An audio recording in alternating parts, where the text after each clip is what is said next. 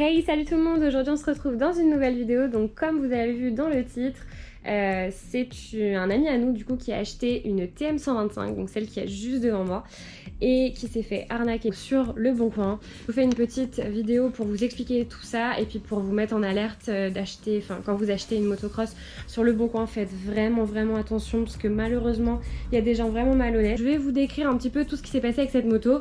Il y aura des extraits vidéo de tout ce qui s'est passé étant donné qu'on l'a réparée, donc je m'excuse d'avance pour l'état de la moto parce que là on a été la tester juste après les réparations, donc là elle est dans un état pas très fameux.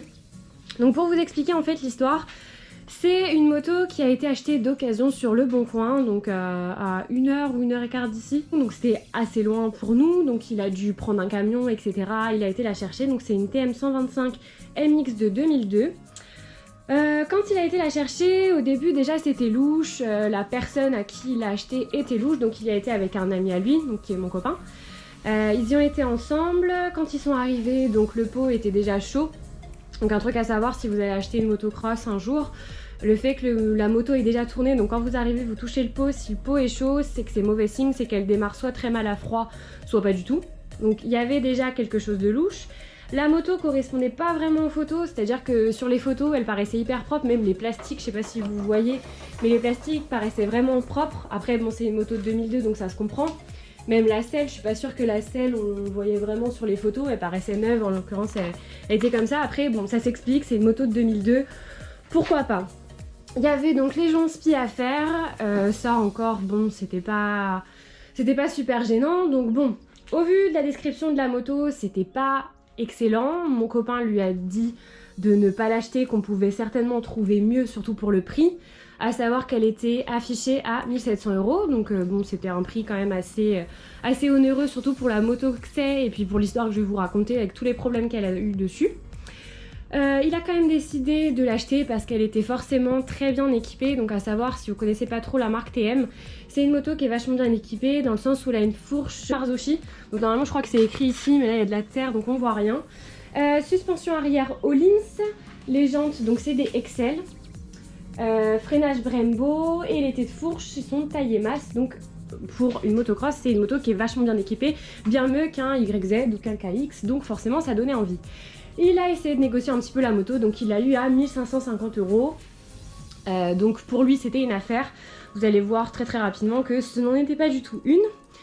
Donc quand il est retourné chez lui, il a fait un petit tour. Vous allez entendre, si vous y connaissez un petit peu en motocross, que la moto tournait pas vraiment normalement, elle calait beaucoup et le ralenti était vachement haut, donc je vous mets juste un extrait maintenant.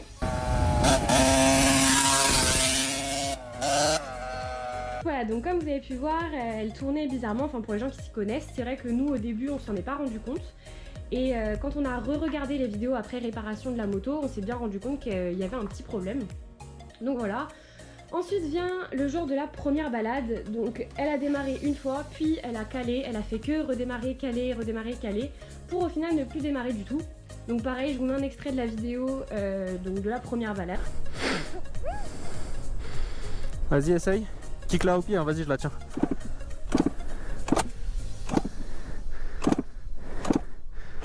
Mais qu'est-ce que c'est? Non. Depuis tout à l'heure, elle tourne. Tu l'as arrêté avec quoi? Coupe-circuit?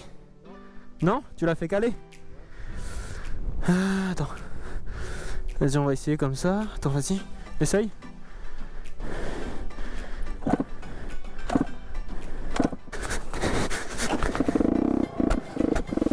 Pourquoi elle fait ça?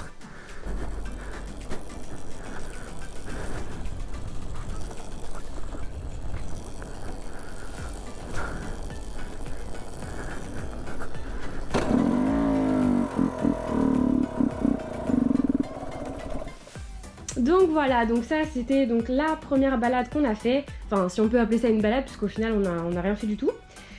Donc ensuite, étant donné qu'elle calait etc, on est revenu à la maison et mon copain a décidé donc de déculasser la moto pour voir ce qu'il y avait, parce qu'étant donné en fait ce qui se passait, le piston paraissait mort. A savoir que quand il l'a acheté, normalement le piston devait avoir 5 heures. Donc quand il a déculassé, je vous mets les photos du piston et de la culasse. Donc au vu de la tête du piston, je me demande s'il avait 5 heures, j'ai un gros doute dessus. Si vous regardez bien la photo, vous pouvez vous rendre compte qu'en fait il y a des petits morceaux de métal, donc on ne sait pas si c'est dû au fait que le piston est tapé dans la culasse, si c'est de la détonation, on ne sait pas vraiment ce qui s'est passé. En tout cas, tout ce qu'on sait, c'est que le piston était mort. Il y avait des morceaux de métal collés au piston et à la culasse, donc on s'est forcément dit qu'il y avait des morceaux aussi qui étaient certainement tombés dans le bas moteur. Quand il a retiré le piston, il a également vu qu'il y avait un jeu dans la bielle, donc une bielle ça doit avoir un léger jeu de gauche à droite, mais surtout pas de haut en bas. Donc en l'occurrence la bielle elle était complètement morte. Donc au vu de tous ces problèmes là, on a décidé du coup de déposer complètement le moteur, à savoir que je tiens à préciser dès maintenant, on n'est pas du tout des professionnels de la motocross, on fait de la motocross pour s'amuser, donc on n'est pas du tout calé à fond sur la mécanique. Donc on a fait ça comme on a pu, donc forcément je pense qu'il y aura des commentaires de gens qui diront qu'on n'a peut-être pas fait ça dans les règles. On a déposé le moteur, donc on a trouvé un vilebrequin d'occasion avec la bielle qui avait été rééquilibrée, etc. On a vérifié. Donc ça lui a coûté 250 € au niveau du vilebrequin, donc d'occasion. À savoir que pareil, on a cherché des pièces d'occasion, tout simplement parce que si vous n'avez pas compris, il a mis ses économies dans la moto et que du coup, de base, il avait prévu d'acheter une moto pour rouler avec et pas pour la retaper, c'était pas du tout le but. Donc du coup, il y a pas mal de pièces qui ont été achetées d'occasion. Voilà, donc après, une fois qu'on a on a déposé le moteur, on s'est rendu compte que les roulements étaient morts, il y avait pas mal de roulements morts, la moitié des cages à aiguilles, pareil, étaient mortes. L'embrayage, la cloche et les disques, la cloche en fait a été complètement dentelée, les disques pareil morts. La moitié des filetages de toute la moto pareil étaient morts. Et pour vous dire à quel point les filetages étaient morts et que la personne qui a fait le moteur juste avant était vraiment, je pense qu'il l'a fait pour la vendre et voilà. Au niveau des vis de récepteurs d'embrayage hydraulique, elles ont été remises carrément avec de la colle parce que les filetages étaient foutus en fait, donc ils ont été mettre ça à la colle histoire que ça tienne. Donc voilà, donc forcément, quand on a vu l'état du moteur, on s'est rendu compte que c'était une très très grosse arnaque, puisqu'une moto comme ça à 1550 €, c'est juste aberrant parce que au niveau des réparations, donc au niveau des pièces, il en a eu pour environ 500 €, sans main d'œuvre évidemment, puisque c'est son pote qui l'a fait. Mais on aurait été en garage, ça nous aurait coûté bien plus cher. Et encore, là, elle tourne, ça, c'est bon, on a tout réglé. Maintenant, il y a encore des choses qui restent à faire. Il y a les hélicoils, il y a les joints spi à faire. Pareil, les joints spi, c'est quelque chose qu'on ne sait pas faire, donc on va certainement l'emmener en garage. Donc voilà, il reste des petites choses à faire. Il y a le filetage des vis aussi du carter d'allumage qu'il faut refaire, du récepteur d'embrayage hydraulique, puisque comme je vous dis, elles ont été collées. Voilà, puis après ce sera surtout de l'esthétique parce que comme vous le voyez, donc elle n'est pas dans un état resplendissant. Les plastiques pour la majorité en fait sont cassés, la selle, la selle elle est morte. Donc puis les plastiques sont pas mal rayés, bon ça après en cross ça me choque pas trop, mais voilà, la majorité des trucs sont cassés. Donc pour vous donner un ordre d'idée, au niveau du kit plastique, donc ça coûte environ 250 €, à savoir que c'est assez cher pour un kit plastique puisque sur un YZ ou un KX ou n'importe quoi c'est aux alentours des 150 €. Donc là c'est assez cher tout simplement parce que TM c'est une moto, déjà c'est une moto donc importée d'Italie, c'est une marque italienne et en plus de ça c'est usiné main. Donc toutes les pièces, que ce soit des roulements, des cages à aiguilles, etc. c'est quand même assez cher et en plus le kit plastique coûte aussi très cher. Pareil, si vous comptez acheter une TM, sachez qu'il n'y a pas d'adaptable sur cette moto. Ce sera forcément que des pièces d'origine, donc c'est des pièces qui coûtent relativement cher.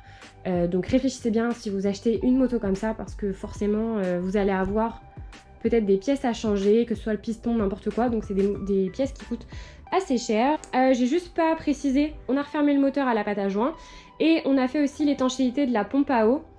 Et évidemment, on a dû refaire aussi la vidange du liquide de refroidissement parce qu'on avait déposé en fait les radiateurs, donc il fallait refaire la vidange du liquide de refroidissement.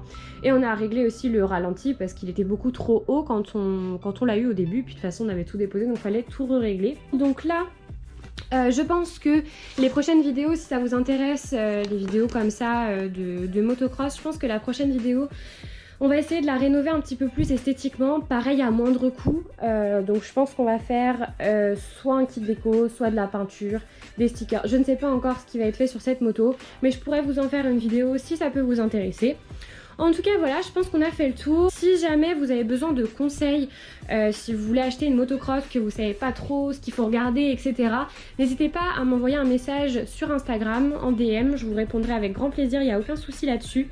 Donc voilà, pareil, si vous voulez que je vous fasse une vidéo sur ce qu'il faut regarder avant d'acheter une motocross, alors pareil, hein, on est franchement pas des experts, mais ça peut éviter de se faire arnaquer comme lui par exemple. Donc voilà, dites-moi si ça peut vous intéresser. En tout cas, je vous souhaite à tous une excellente soirée. Je vous dis à très bientôt sur la chaîne. Ciao ciao!